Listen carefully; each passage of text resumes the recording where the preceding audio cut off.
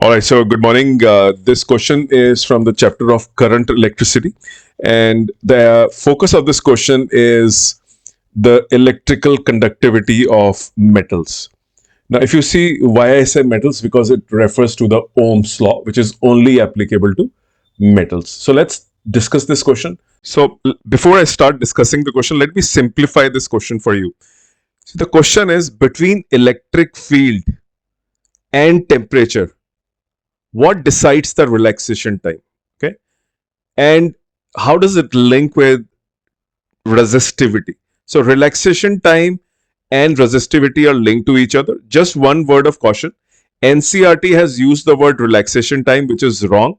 The correct word should have been the mean time between collisions. Relaxation time as a concept is very different, right? So we have to discuss how the resistivity of a metal is impacted more by the variation in temperature and not by the applied electric field with the help of relaxation time. This is what we need to explain in short.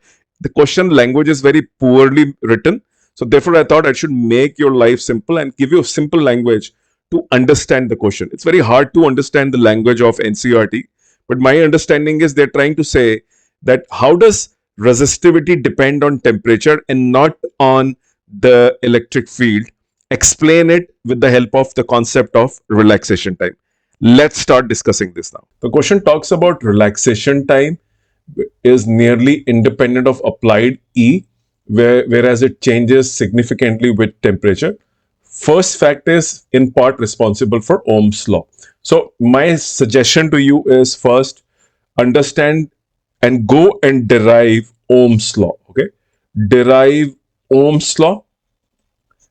What all you will use to derive Ohm's law? Use the concept of mobility, conductivity, and all that stuff, and relaxation time, drift velocity. So that's a microscopic way to derive Ohm's law. It's part of my playlist. I'm assuming you understand what is relaxation time, what is drift velocity, what is mobility, because we will use these things to answer this question.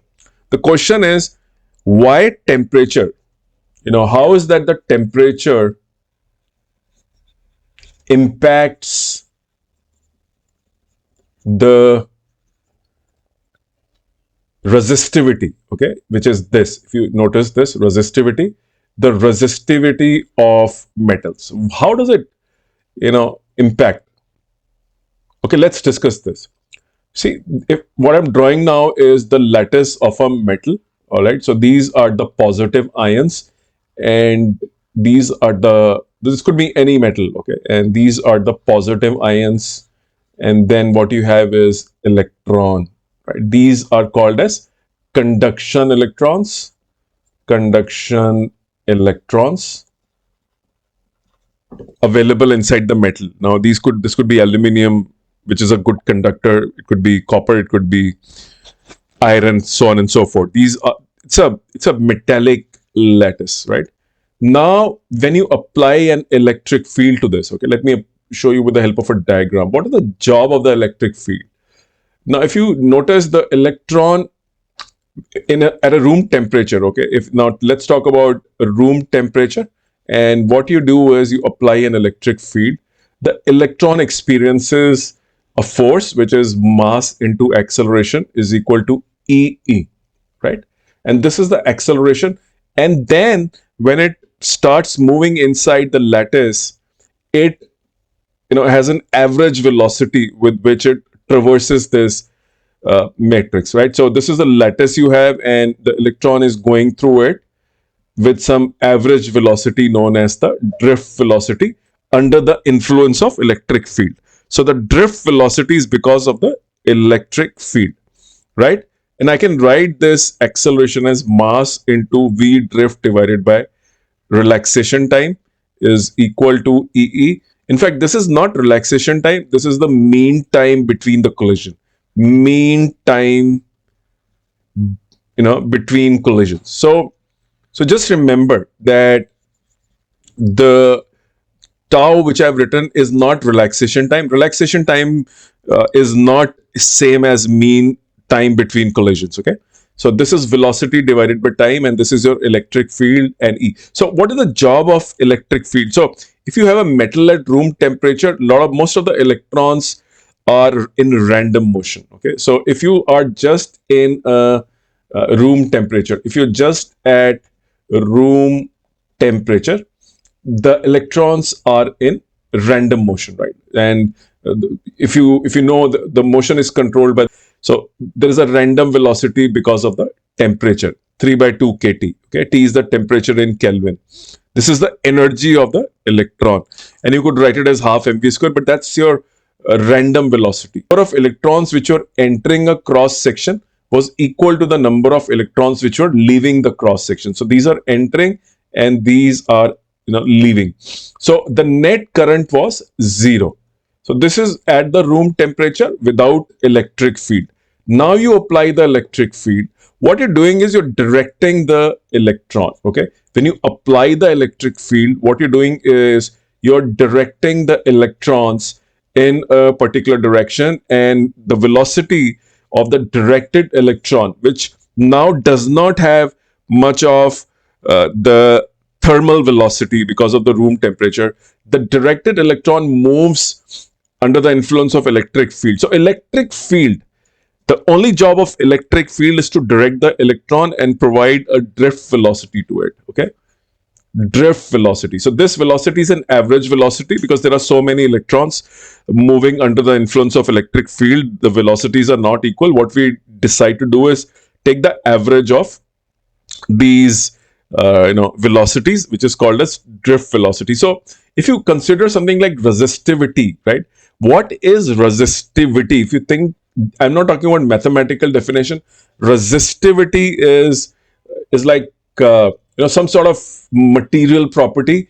Let me call it a friction inside the material. It's like friction inside the material, the metal. Let's call it a metal. Okay, so it is a property of the material. It's a property of the material, right? Property of material, and the material property cannot be changed by applying an electric field. What you can do with the help of an electric field is just do directing of electrons. So you can direct the electrons. Yes, you can. The electron was in random motion, and because of the room temperature, at the room temperature, you then introduced electric field. The electrons got directed in a particular manner, and you had a flow of current because the electrons started moving in a particular direction. So the current will be in this direction, right? Opposite to the flow of electrons. Now what happens? What you do is you increase the temperature of the electron. So you have this, again, the metal lattice. Okay, this is just a hypothetical diagram to help you understand what is happening. And you have an electric field which is applied to this. Once you apply the electric field, the electrons are directed and they start moving in a straight line with the help of a drift velocity. And this is what constitutes the current. Now, the moment you increase the temperature of the room or the metal, the electrons start getting scattered. Okay, so now they come out of the metal not in a straight manner but like this. Okay, so they enter like this. Let me change the color of the pen. So they enter like this. All right, I think the color is not working or so. Let me just try some other color. Okay, hopefully this will work. Okay, yes. So the electron goes like this, it goes like this, and then goes like this, and then comes out of the, like a current, right? So do you see? You directed the electrons in a straight manner at room temperature, for example. So this is a straight, straightly directed electron. The moment you increase the temperature, okay, so you have an electric field here. You also have an electric field here. But now if you increase the temperature, the electron starts getting scattered, right? Note the word scattered. The scattering means what? It is colliding a lot, right? It is colliding a lot with the ions, and those collisions which it is incurring inside the ion is causing this reduction in the so-called mean time between the collision, right? So collisions are happening inside the ion because of increase in temperature, and there is a randomness that gets introduced. The electrons start getting scattered. The relaxation time, which we just saw, it's not a relaxation time. Again, I will repeat myself. In the end, I will tell you what exactly is the relaxation time. The mean time between the collision decreases. A lot of the frequency of collision increases, right? So the mean time decreases, more collisions happen. So the electron faces a lot of friction inside the metal. The electron, when it starts getting scattered by the increase in temperature, is now facing a lot of friction, and therefore we find that the resistivity of the metal increases because of the increase in temperature. And is given by rho naught 1 plus alpha T. This is the change in temperature with respect to the room temperature. So if your room temperature was 300 Kelvin and now you are at 300 plus T, the change in temperature is T. Alpha is the coefficient of resistivity, temperature, and this is the room temperature resistivity. So this is the way we express mathematically, but inside the metal, the scattering happens, right? So the metal is now going in a very scattered manner, coming out, facing a lot of friction. The average collision time is going down. A lot of collisions happening very frequently, which were not happening when the temperature was like normal and it was going straight. Now, also, so I hope the if you read this question, you would find that electric field is not an influencer when it comes to the influencing the conductivity, or so to say the resistivity of a metal. It is just something which can direct the electron to move in a certain direction. What actually is going to control the resistivity is the temperature. So temperature is pretty powerful. It has more influence, as you can see, because it scatters the electron.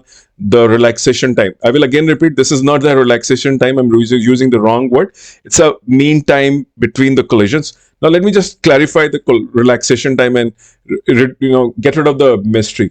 So if you remove the electric field, you remove the electric field. So let's say you decide to remove the electric field, the relaxation time, right, it changes. And if the velocity, which is a drift velocity, goes down by E, where E is the exponent, right?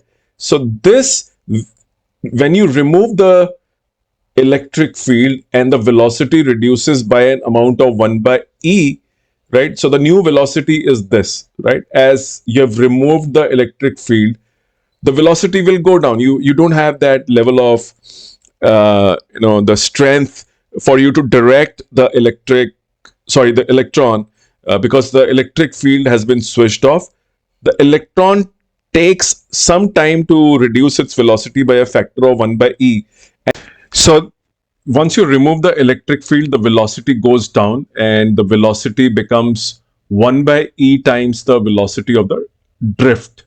So when V attains Vd by E, that is, it reduces by a factor of E, the time it takes for the electron to reduce the velocity from Vd to V naught is called as the relaxation time. So NCERT has used a wrong word in the question. Relaxation time is when the electric field is switched off and now the electron starts losing the velocity and the velocity goes down by a factor of 1 by E. The time elapsed is called as relaxation time.